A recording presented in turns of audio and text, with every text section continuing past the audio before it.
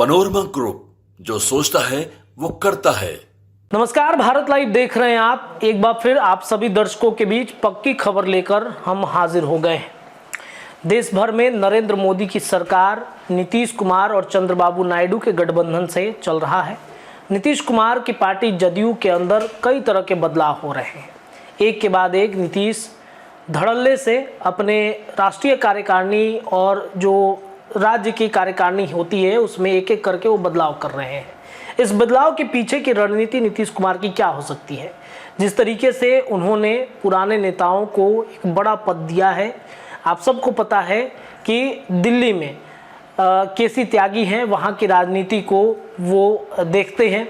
बिहार में अगर देखा जाए तो नीतीश कुमार के आसपास कई ऐसे नेता हैं, कई ऐसे मंत्री हैं जो नीतीश कुमार के सीपा सलाहकारों में से एक कहे जाते हैं। अब देखिए, ललन सिंह इस पूरे कहीं पे भी इस कार्यकारिणी में नज़र नहीं आए। ललन सिंह ये वही ललन सिंह थे जिनके बारे में नीतीश कुमार कह रहे थे जब वो महागठबंधन में गए, तब उन्होंने कहा कि हमने ललन सिंह के कहने पर गठबंधन बदल दिया, पाला बदल दिया।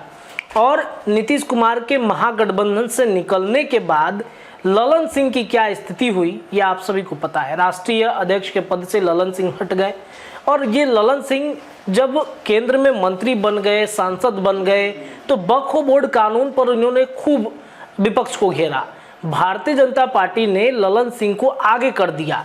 ललन सिंह बोलते रहे, भारतीय जनता पार्टी इसे एक तरीके से एनडीए गठबंधन के सहयोगी के रूप में ये देख रही थी, लेकिन ललन सिंह के वक्फ बोर्ड कानून पर दिए गए भाषणों से जदयू में नाराजगी बढ़ गई।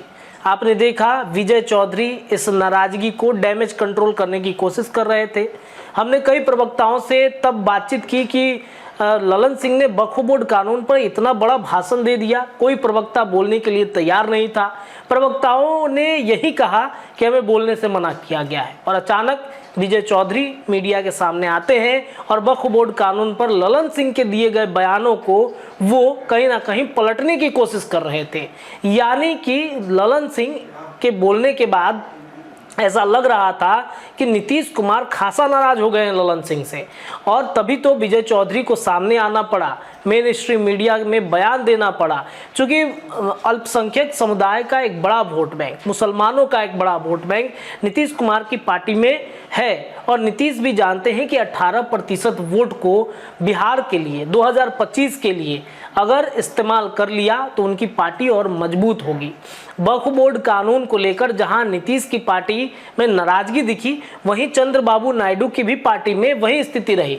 हालांकि चंद्रबाबू नायडू अब वहां पर अपनी सत्ता बना लिए हैं, अपने सत्ता पर काबिज कर लिए हैं, लेकिन उनकी भी नाराजगी काफ़ी ज़्यादा दिख रही थी। कई तरह के इशारों में उन्होंने केंद्र सरकार को घेर दिया। अब इसके अलावा बिहार के एनडीए गठबंधन की बातचीत करें तो उसमें कहीं ना कहीं एनडीए गठबंधन में नाराजगी देखने को मिल रही है। चिराग पासवान की अगर बातचीत की जाए तो चिराग पासवान भी इन दिनों अपने राम से काफ़ी नाराज चल रहे हैं। चिराग पासवान वक्फ बोर्ड कानून को लेकर तो बहुत ज़्यादा बयान नहीं देते हैं, लेकिन वो बयान दे रहे हैं वक्फ बोर्ड कानून के अलावा जो quota within quota, creamy layer जैसे प्रावधान हैं, इसको लेकर के वो खूब बयानबाजी कर रहे थे। हालांकि जब सदन चल रहा था संसद भवन का, तब नरेंद्र मोदी से चिराग पासवान के साथ कई नेता जाकर के मुलाकात करते हैं और क्रीमी लेयर जैसे शब्दों को वो कहीं ना कहीं ख़त्म करने की भी बातचीत कर रहे थे। नरेंद्र मोदी उनकी बात सुनते हैं और क्रीमी लेयर के जो प्रावधान है उसे ख़त्म करते हैं। इसके अलावा चिराग पासवान की नाराज़गी लेटरल एंट्री वाले मामले पर भी खूब दिखी। चिराग पासवान का कहना था कि लेटरल एंट्री जो है वो आरक्षण के साथ होना चाहिए, और नरेंद्र मोदी ने जो 45 वैकेंसियां निकाली थी यूपीएससी के माध्यम से उसे भी निरस्त कर दिया। यानी कि एक तरीके से अगर देखा जाए तो नरेंद्र मोदी भी जानते हैं कि बिना इन सहयोगी दलों के केंद्र में सरकार चलाना बड़ा मुश्किल होगा, और इस वजह से सबकी बात मान रहे हैं। चाहे चंद्रबाबू नायडू को कोई योजना में सहयोग करना है केंद्र से तो तुरंत पास हो जाता है। नीतीश कुमार के जो बिहार के विशेष राज्य के दर्जे की वो मांग कर रहे थे, हालांकि बाद में विशेष पैकेज मिला, विशेष दर्जा तो नहीं मिला, और उम्मीद से कई ज़्यादा गुना उनको मिल गया। और इस वजह से कहीं ना कहीं ऐसा लग रहा है कि नरेंद्र मोदी की सरकार इस वक्त डरी हुई है, सहमी हुई है। अब देखिए खेल कहाँ हो रहा है। आने वाले समय में यानी कि 25 तारीख को झारखंड में चिराग पासवान की एक पार्टी का एक बैठक होने वाला है।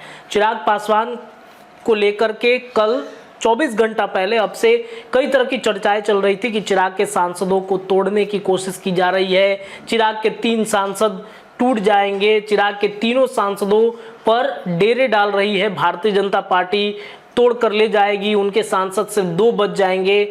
अब चिराग पासवान भी इस बात को लेकर के काफ़ी सशंकित हैं कि क्या वाकई में ऐसा हो सकता है। इसको देखते हुए चिराग पासवान भी अपनी रणनीति बनाना शुरू कर चुके हैं और झारखंड में चूंकि चुनाव है विधानसभा का, संभावित है कि विधानसभा के लिए भी चिराग पासवान वहां पर कुछ बड़ा ऐलान कर सकते हैं। हालांकि वो बिहार में और देश भर में इस वक्त गठबंधन में है। भारतीय जनता पार्टी अगर सहमति देती है तभी चिराग लड़ेंगे, लेकिन जदयू ने तो पूरा ऐलान ही कर रखा है कि हम झारखंड के विधानसभा चुनाव में अपने प्रत्याशी को उतारेंगे और इसलिए वहां पर आपने देखा कि दिग्गज नेताओं को उतारना शुरू कर दिया है। इसके अलावा वक्फ बोर्ड कानून पर नीतीश का राग अलग, वक्फ बोर्ड कानून पर चंद्रबाबू नायडू का राग अलग, चिराग पासवान के राग अलग हो रहे हैं। साथ ही साथ आपको एक और खबर हम आपको बता देते हैं कि नीतीश कुमार से चिराग पासवान की एक बड़ी बैठक होने जा रही है। इस बैठक के पीछे की रणनीति क्या है, क्या वाकई में कुछ बड़ा खेल, जो दुश्मनी पहले थी अब वो दोस्ती में बदल गई है, क्या इतने पक्के दोस्त हो गए हैं कि भारतीय जनता पार्टी से अलग अगर चिराग अलग भी हो जाते हैं या नीतीश कुमार अलग भी हो जाएंगे तो इन दोनों का गठबंधन होगा।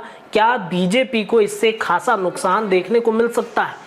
ये कहीं ना कहीं एक चर्चा बिहार की राजनीति और देश भर की राजनीति में तेज हो गई है। हालांकि झारखंड विधानसभा चुनाव को लेकर चिराग क्या ऐलान करते हैं या नहीं, ये तो 25 तारीख के दिन ही सब कुछ तस्वीरें स्पष्ट होंगी, लेकिन इतना तय मानिए कि चिराग भी कहीं ना कहीं सशंकित हैं।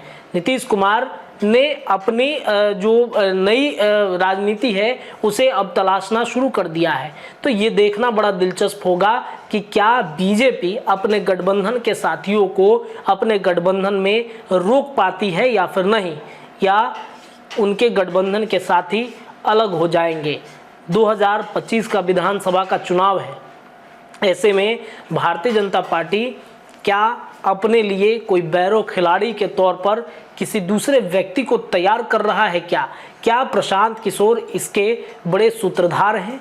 क्या प्रशांत किशोर जो 243 सीटों पर ऐलान कर रहे हैं कि हम अपने 243 सीटों पर अपने प्रत्याशियों को उतारेंगे, तो ऐसे में क्या बीजेपी को अब अपने गठबंधन के साथियों की ज़रूरत नहीं है 25 में? क्या लिमिटेड साथियों के साथ वो बिहार के राजनीति में 2025 में विधानसभा का चुनाव लड़ेगी? क्या चिराग पासवान को भी एक बार फिर से बीजेपी झटका दे देगी? क्योंकि पारस से मुलाकात करने के बाद ये सारा विवाद उत्पन्न हो गया। पारस से जब बीजेपी के प्रदेश अध्यक्ष दिलीप जायसवाल जाते हैं मुलाकात करने, तब से ही ये खबरें उड़ने लगती हैं कि चिराग पासवान के सभी सांसदों पर, 2 सांसद को छोड़ के, चूंकि खुद एक चिराग पासवान है, इसके अलावा उनके जीजा हैं अरुण भारती जमुई से सांसद, बाकी के जो 3 सांसद हैं शांभवी चौधरी से लेकर राजेश वर्मा और राजेश वर्मा से लेकर बीना देवी, इन तीनों पर बीजेपी ने सेटिंग करना शुरू कर दिया है कि कैसे इन्हें तोड़ा जाएगा। इस बात में कितनी सच्चाई है, इस बात को लेकर क्या वाकई में ऐसी कोई खबरें पुख्ता जानकारी के साथ बिहार के राजनीति में दौड़ रही है, अगले कड़ी में हम जुड़ेंगे तो आपसे जरूर साझा करेंगे। लेकिन इस खबर के लिए इतना ही। जुड़े रहिए भारत लाइव पर, खबरें आपको लगातार मिलेंगी। बहुत बहुत धन्यवाद। पनोरमा ग्रुप, जो सोचता है वो करता है। अगर ये वीडियो पसंद आई और वह बिहार के राजनीति और बिहारियत से सरोकार रखेनी तो सब्सक्राइब बटन दबा के चैनल के सब्सक्राइब कर ली। ओजे एगो घंटी बा, ओकरा बटन दबा देला से कुल सटीक और मारक खबर रुआ मुफ्त में मिल जाई। अगर रुआ पत्रकारिता के हमनी के नया प्रयोग में सहयोग कर चाहतानी तो ज्वाइन बटन दबा दी। पेटीएम नंबर नोट कर ली 9386816700। धन्यवाद।